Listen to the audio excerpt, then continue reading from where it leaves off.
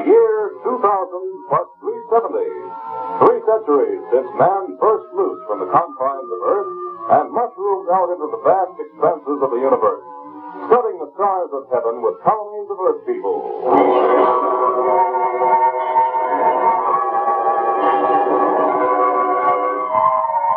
The year 2370, when space flight is no longer limited to scientists and adventurers, but is available to everyone on regularly scheduled commercial ships. When news is no longer a global affair, but originates in 1,000 far-flung ports along the spaceways. It is a routine morning in the control room of IGNS, the Intergalactic News Service, where a great network of elaborate electronic devices receives the news that originates in every corner of the galaxy. And straight from the tapes, Whitey Fuller, IGNS's most famous reporter, passes them on to the public. Terra City, Mars. Dr. Luther Smith, outstanding allergist, has just announced his release to the medical profession of a serum to prevent internal coagulation of blood under atmospheric changes. New York, a new luxury space liner, Golden Star, is about to take off on its maiden voyage. Striking a new note in interplanetary travel, the cruise ship numbers among its 750 passengers some of the most eminent names in society, business, and the profession. The fantasy appointed vessel was constructed in the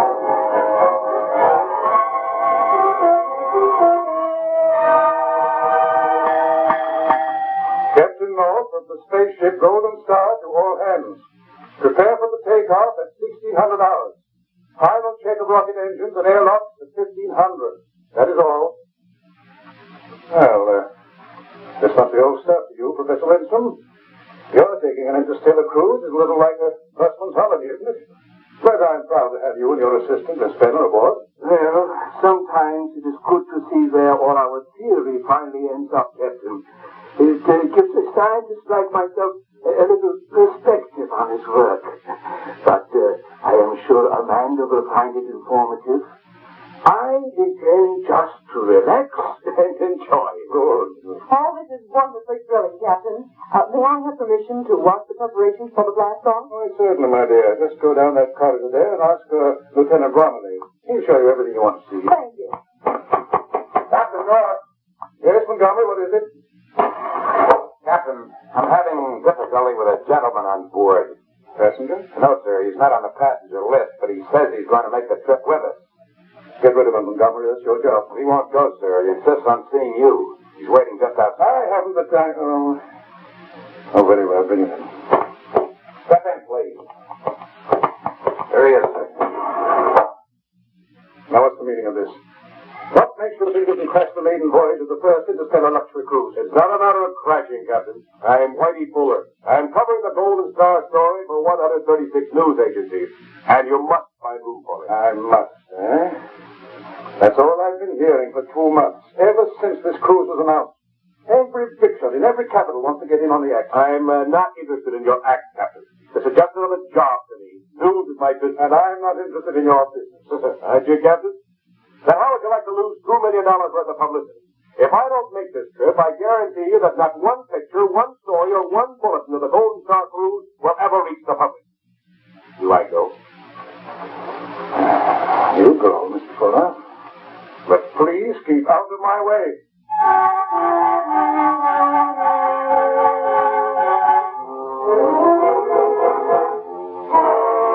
Attention, please. All flight passengers will proceed to the grand ballroom on C deck for takeoff instructions. All passengers proceed to C deck for takeoff.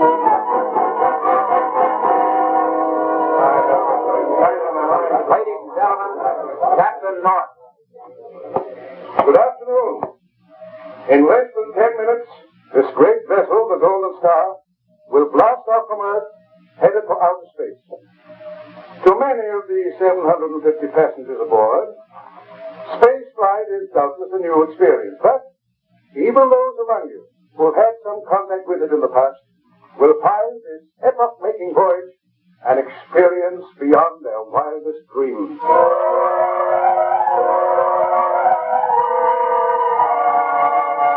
You are all welcome aboard the Golden Star. We invite you to make use of the fabulous facilities provided for you. The swimming pool, a skating rink,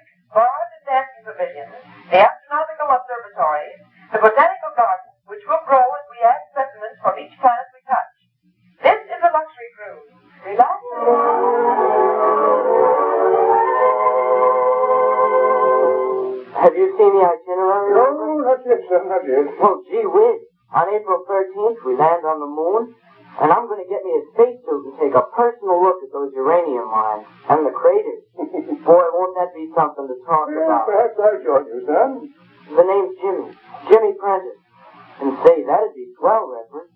My mom's not keen on spacesuits. Oh? Says they spoil her figure. She'd surely let me go with you, though. And, Reverend, Yes, sir, yes. how about Mars? We get there on April 17th, and we have 3 full days. What would you say to a plane flight over those canals? So we can really see.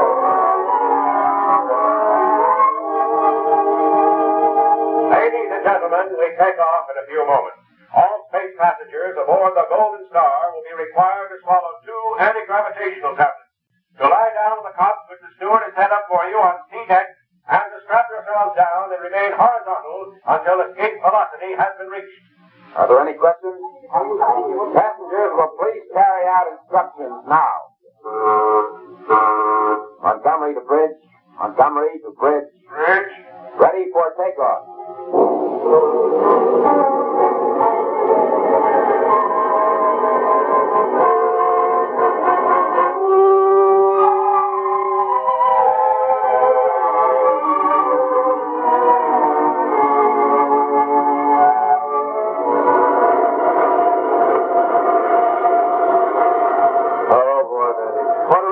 To be out of that harness and off that top. I'll never get used to acceleration pressure. Oh, Daddy, it felt just the way it did when my kid brother used to start the car too fast. I bet my back was going to push right to the bottom of this ship. Yeah, but it's worth it, isn't it? Oh, Just look out there. That's ours in the blackness of space. That great blue-green shimmering sphere. Oh, it's incredible, boy. It's the globe of my teacher's desk come to life. North America, South America. Look, you can see the outline. Yeah, my map was alive. It showed South America in pink.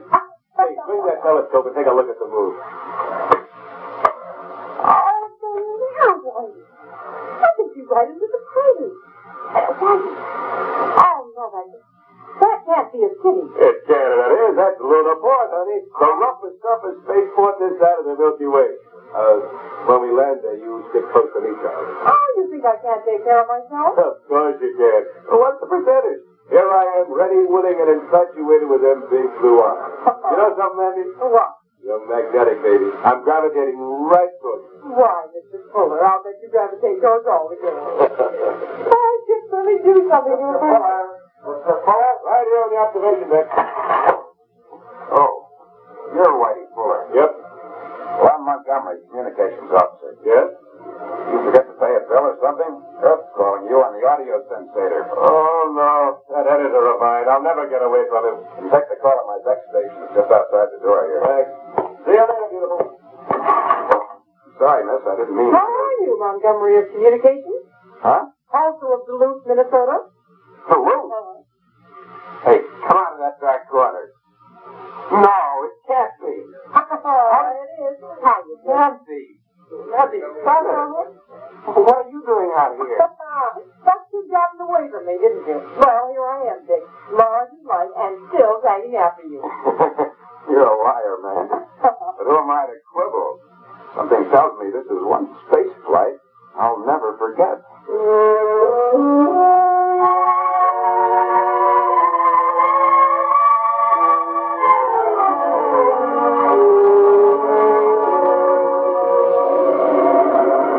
Hi, beautiful. What's on your mind? Oh, Patty. Sit down. Homesick, baby? No. What makes you think so? The way you sit up here on this observation deck day after day, staring out into space. Oh. Well, maybe I'm in love. With whom? The man on the moon? That port commander on Jupiter who couldn't take his eyes off you? Or maybe it's someone on the ship, huh? Well, you're the reporter, Whitey. Why don't you find out? I think that's just what I think. Mr. Whitey. Mr. Whitey. What is it, Jenny? Will you sign this paper for me, Whitey? It's very important. Oh, it is. What does it say? It says that you, with your own eyes, saw me high jump 18 feet. On Mars, you mean? Well, you don't have to put that in. I guess not. Hey, Thanks. Boy, it's going to be a long time before anybody on Earth breaks this record. speak to the Reverend about that boy. Yeah, strange. Oh, there you are. Dr. Winston, what's wrong? Oh, I am worried, Amanda. Oh? I was just in the control room, and there are electronic indications that should not be present in this segment of the galaxy. Have you seen Captain North? No. Surely you don't doubt Captain North's astrogation, do you? Oh, it's not that. It's just a sixth sense that tells me something. Oh, Captain North, one moment. I'm very busy, Dr. Winston. I would like to get your opinion on certain things that are about to occur. What is it, Montgomery? Would you take a look at the radar scope immediately, sir? Switch on this auxiliary one here. Good God. What's that? I don't know, sir. It's heading this way like a streak of light. What's wrong, Captain? What's the matter there? It's a tremendous object. It's really right for us. Hey, look here. This observation result. Hey, it's a ball of fire. It's a meteor. Captain, the rocket moon. Discharge 4-5 rockets. Captain, to engine room. Detonate altitude, gravitator. Reverse overdrive 437. Communications. Send SOS signals to all spacecraft. Attention all stations. Seal off all compartments. Lower emergency atmospheric bulkhead. Raise emergency emplacement. Divisional plexiglass space barrier. Release rocket lifeboat. Contact spacecraft and launch shortwave SOS. Contact spacecraft SOS. Use emergency SOS.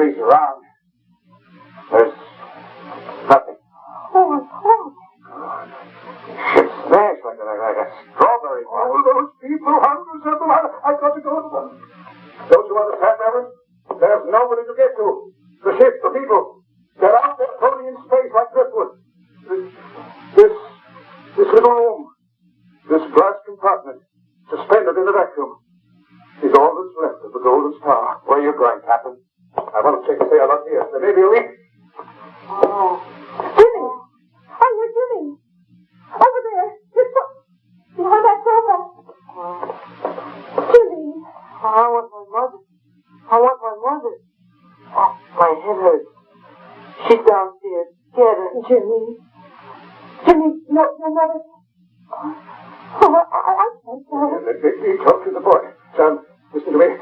There's been an accident, a shocking accident. There has? Yes. Well, my mother, where is she? What's happened? You all look so funny. What's happened to everybody? The ship is smashed up, son.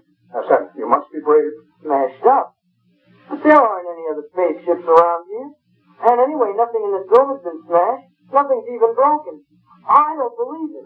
We were very fortunate, Jimmy. You see, the ship was divided into compartments like a tool chest. And when the crash occurred, each compartment was sealed off by automatic devices. This compartment alone escaped destruction, was left untouched, airtight. A single unit of transit-glass floating free in space. A bubble of nothing in a vacuum of emptiness. Then the other compartments were destroyed. Everybody's dead but us. Everybody's dead. My mother. I want my mother. Let me out of here. Take it easy, boy, please. Help me, Jimmy. Now close your eyes. Try to rest. That's it. Now rest. Rest. Mr. Montgomery, is there any chance of rescue? I don't know, Reverend. I never got the SOS out. Now the communications are shot. But surely some spaceship will come along, a cruiser or a freighter, a patrol ship perhaps. I hope so, Reverend. Nothing will come along. We'll never be found because we're off our course. Off our course? Yes, Captain North, the great astrogator, went haywire and took his ship into uncharted space. Captain, that's impossible. You charged me. I know what I'm talking about. I've been thinking about this ever since the crash. 750 passengers, 179 crew members dead because of me. I'm a murderer. That's it. A cold-blooded murder. And I can't face it. I've got to die. With them. He's opening the air. Captain, no. No. Get off. It's a sin. You mustn't. Come on. Get back. You're out here.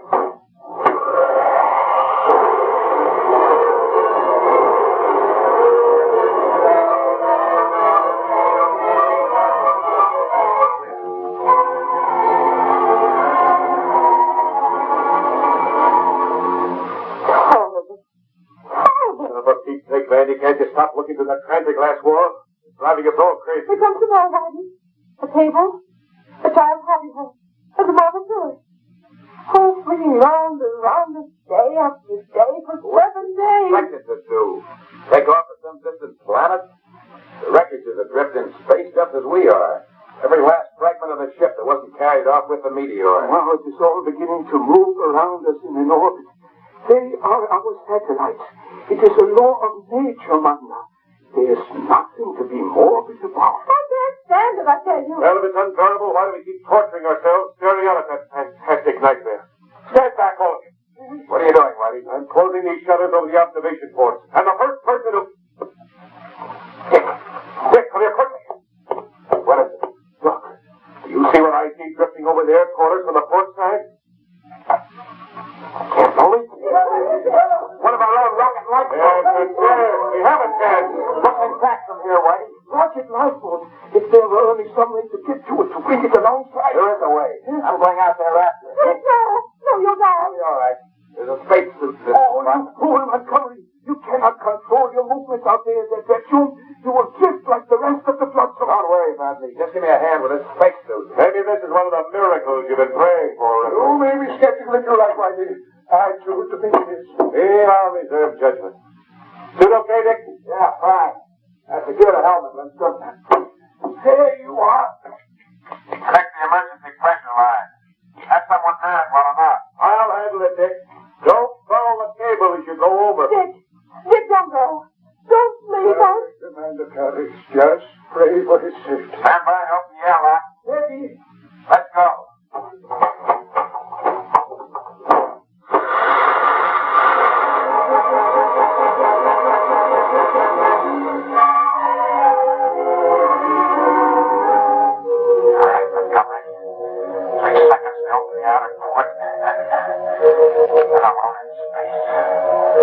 Only this pressurized suit and a thin cable to keep me from becoming another grotesque satellite. 1, 2, 3.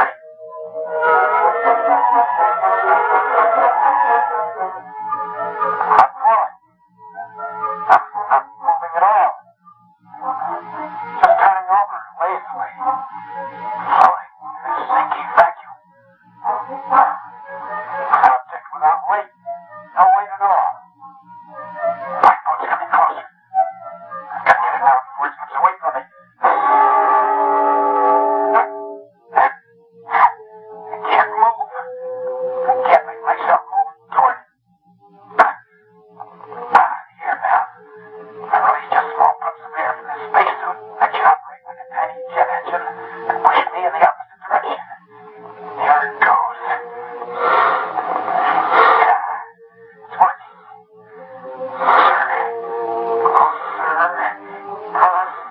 Quite enough. Gotta give it more. More.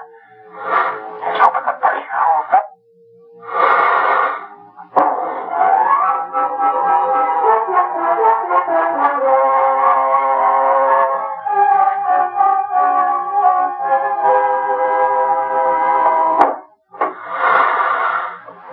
Dick!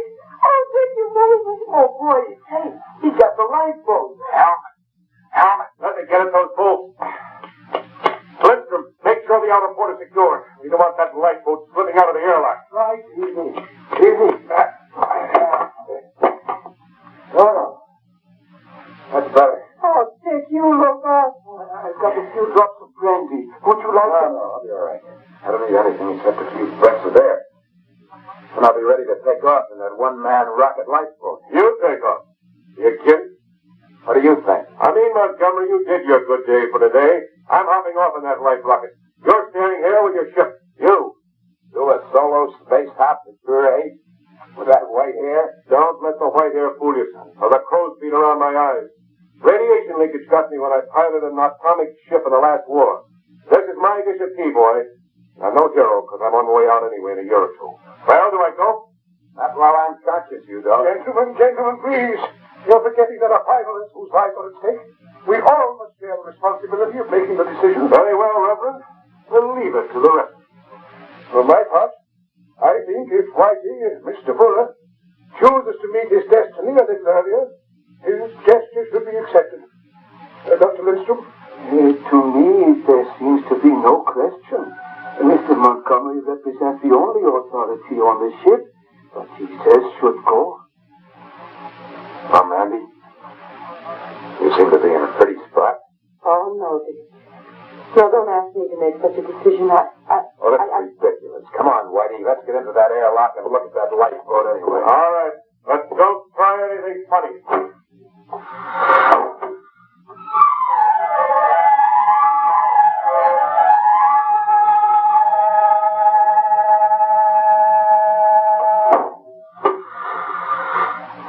Okay, Mandy.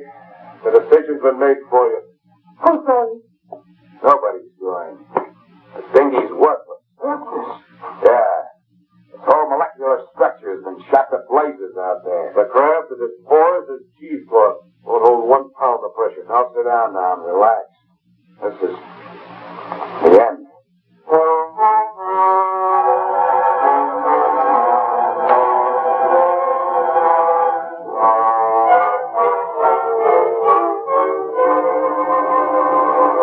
Yeah, it's getting so thick.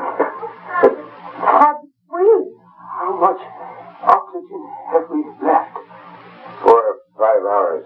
And food? A couple of biscuits here. Have a sip of water, Mandy. No. I had my ration an hour ago. It's getting awfully cold, isn't it? Yeah. Thermal reservoirs are about exhausted.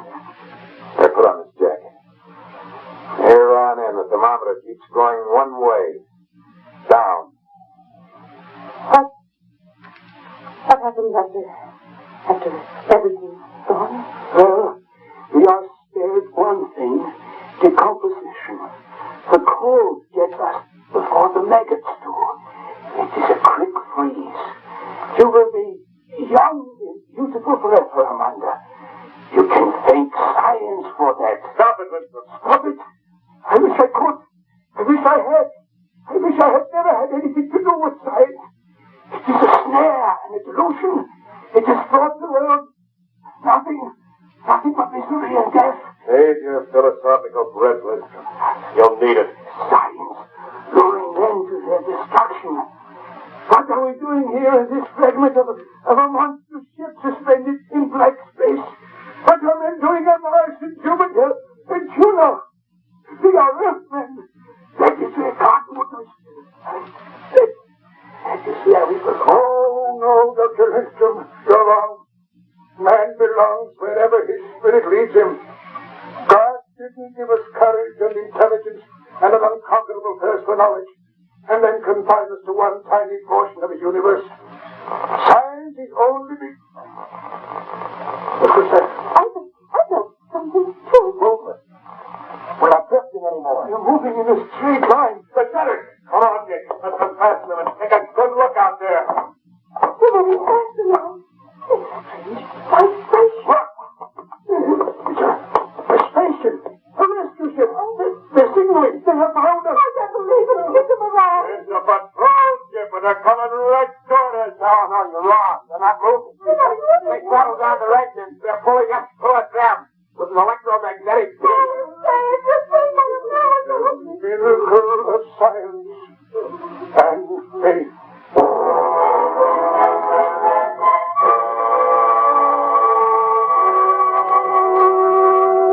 Listen to that sound of those wonderful engines. Well, Miss Amanda, feeling better? Feeling wonderful, Commander Stein. Commander Stein, Whitey here and I are still bewildered. How in heaven's name did you manage to find our fragment of ship? We were millions of miles from nowhere, completely off our course. Captain North told us that he miscalculated. Captain North did not miscalculate, gentlemen. His astrogation figures were perfect. What? It was the stars and the heavenly bodies that were thrown off their course. Gentlemen, an hour before the Golden Star smashed up, we tried frantically to reach you. Astronomical observatories all over the universe reported a tremendous explosion in Galaxy 3. But before we could warn you, it happened. Then you found us on course.